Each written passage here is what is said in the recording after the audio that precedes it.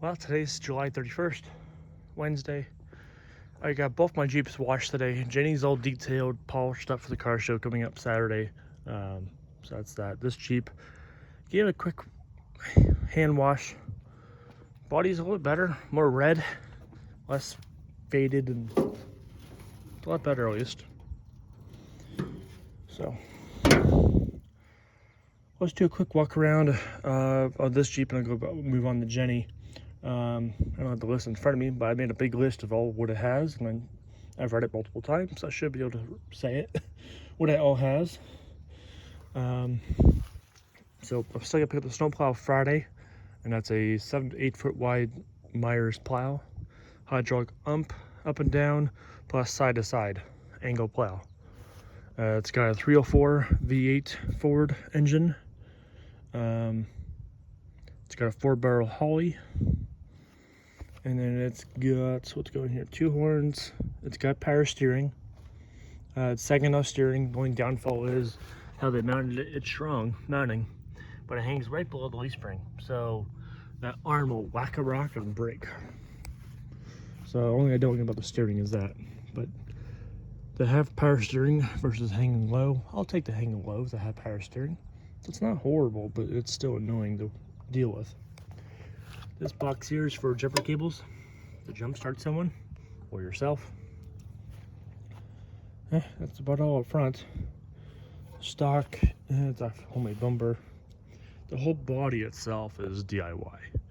The only thing stock on this thing is the grill, the hood, and part of the windshield and the tailgate hinges. That's it.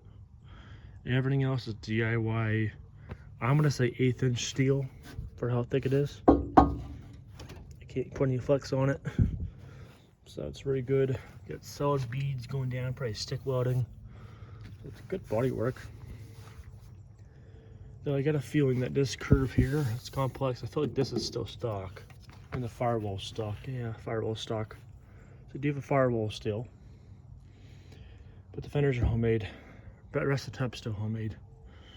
Anyway, so that's all here. This is a Ford F100 brake master. It's a drop down pedal, but still single master, not dual master. Get your brake line, brake wires, and then this line going into this thing with 2 wires. That is for line lock, so you can do burnouts. So I'm gonna say what it is. So that's all in here. Shut the hood down. And for this thing is a Cobra Jet Mustang. Pull it out, but little badge down there, saved away. So that's a 1969 70 Mustang Mach 1 shaker hood scoop.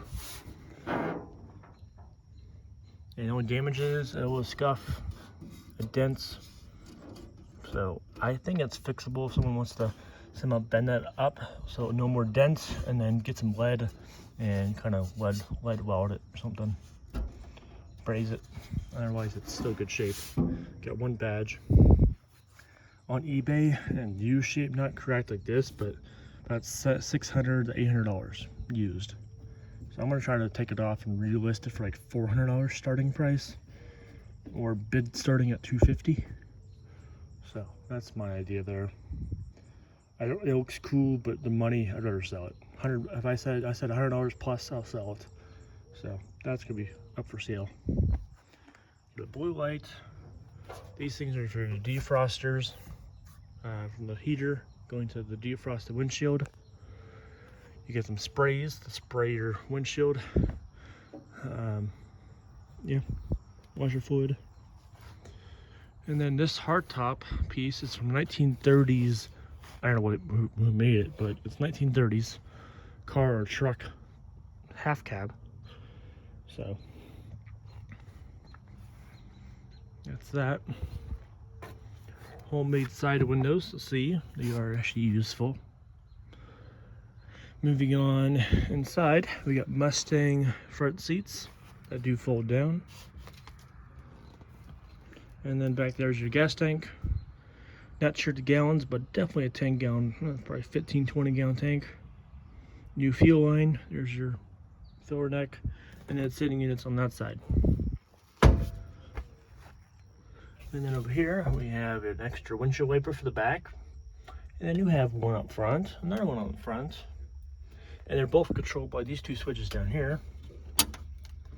It's independent. That's those.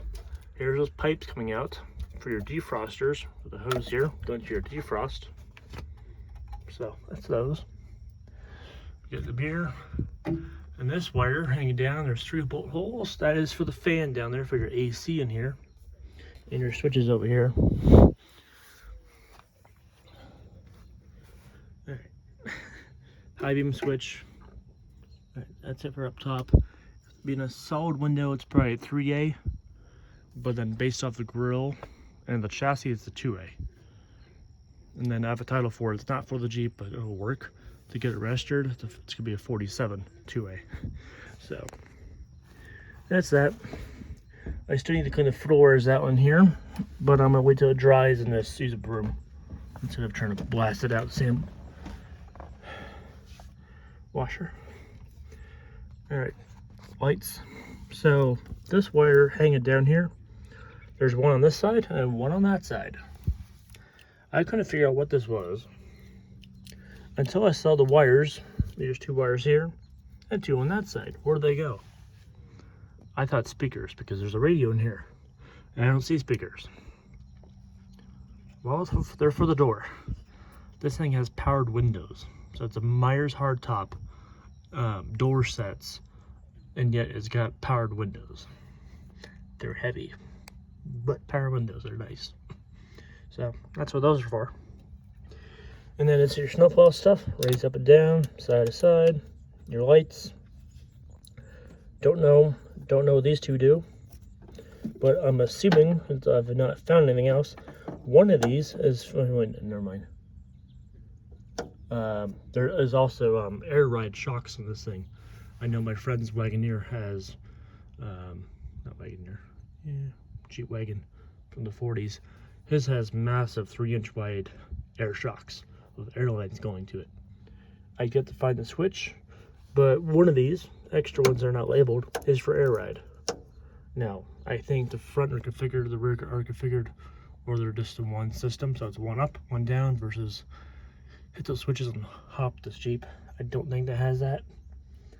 Anyway, your AC fan, you get your backup lights, you have your dash lights, your fog lights, your cigar outlets. Then you get your line lock, brake lock for burnouts. You get the blue light for the cowling, your washer fluid, your main headlights. That's all those. Gauges, we have dash lights, fuel gauge, amp gauge, speedometer, oil temperature, oil pressure, RPM, vacuum, and water temp. And we have a clock. Then we have an hour meter, which is like reading 680 hours. CB handle, CB mount, AM FM radio with a cassette or track player, 8-track. Don't know what they do. And then this is your trailer brake controller. And then handbrake. And then, yeah. That's all those. T90, A or C, I'm not sure, but it's a 3-speed transmission. Overdrive, Warren overdrive. Your 4-wheel drive and your low range. So that's all those. Alright, I'm moving out. Battery on center. And that's about it for inside tour. On the outside, all the lights. 2 antennas, don't know which ones are which. Back bed's not bad shape. It's well overbuilt.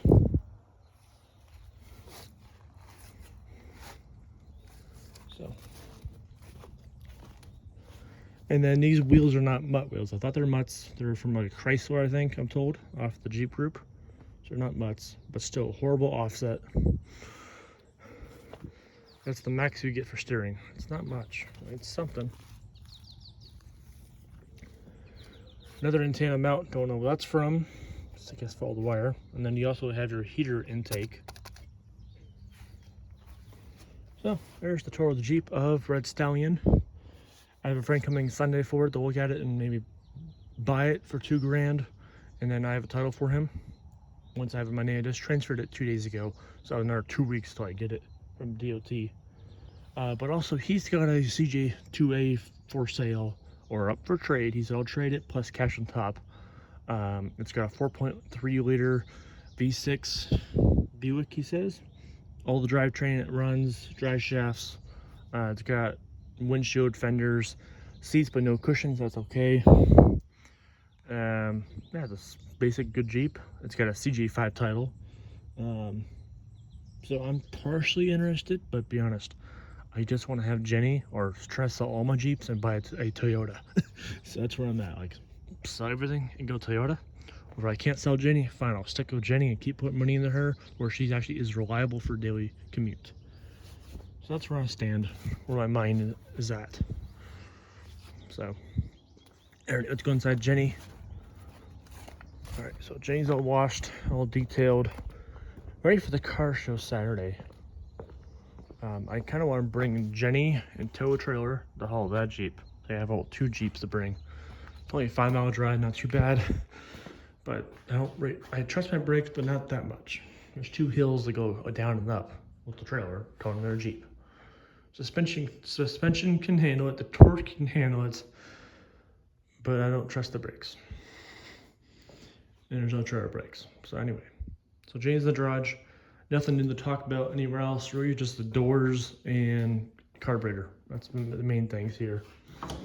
So doors, I moved on to a barn door latch. It works. This bungee is just for auto closing and for car show use at this point. And then that is for road use. I'm fine with that still. Sheet metal screws ain't the best. I probably can upgrade to bolts, but it's still good like getting in there to put them in there. So sheet metal works for now.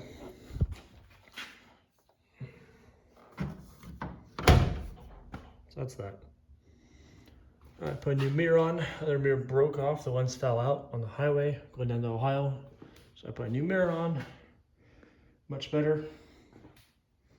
And then I dropped my whole truck off friend's house last week, and he tried to rebuild my carbs from Joe's Carb. And Joe's Carb, Joe's Rick's Carbs, whatever his name is, this place. The throttle body, the mixture screw had no function at all. When it turned up, when it turned down, you can't adjust idle, can't adjust nothing. The throttle screw did work, but not the mixture at all. So he had enough of it, and the other carb I gave him, he didn't even touch. That caught fire. So then he went to his own Jeep junkyard, found 40 YF carbs he has in a box, since he hoards parts. Never sells parts, just hoards them.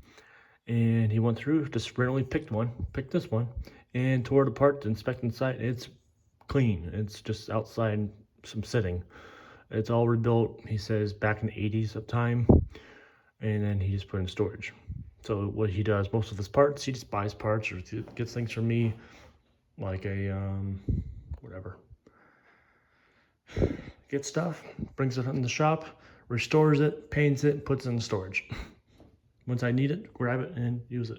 Doesn't have to restore a part to put something on. So he just grabbed it, put it right back on, and it fired right up, and it worked much better, and the idle's good. The video I saw when I came over and saw it, it ran and idled way better. The throttle linkage was messed up still, being a different kind of carb. It's a YF, correct carb for my engine, but it's got a few different things to it.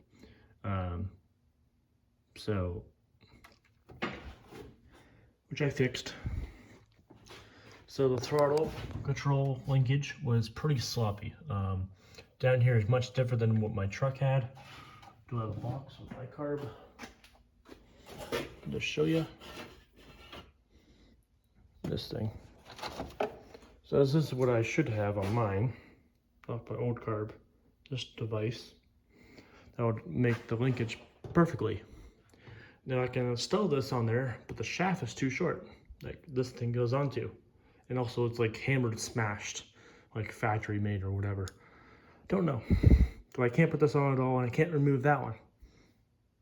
So yeah, I had to do what he did. Custom piece works, but you only tack welded it real quick, a few tacks, and it kind of fell apart, but enough to know where it was running perfectly. So I brought it home, tore it apart, marked it, put nice beads on it, still left the bolts in there to have more structure, and then the actual stainless piece going across, that hole is really sloppy. That's the worst part. So I put a piece of metal on the other side, welded it smooth, drill a fresh new hole, correct diameter, and there's no more slop now in the linkage. So homemade, but no more slop. So that solved that problem. But right now, currently, I recorded a few videos. I'll post up in my shorts after this video gets posted of me just trying to idle, and it's really choppy. It has a stock cam, and it's not choppy at all, but I give it some gas, it's happier, so it needs to be tuned up, but it's also, when it is running fine, sometimes it's perfect. So it's set right, but still a bit off. So I'm not sure what's going on here. Next big thing is the air intake right here is different. I cannot fit my air cleaner on. It will fit on here, but this little extra 3/16 of height here is a bit different, where my clamp won't fit.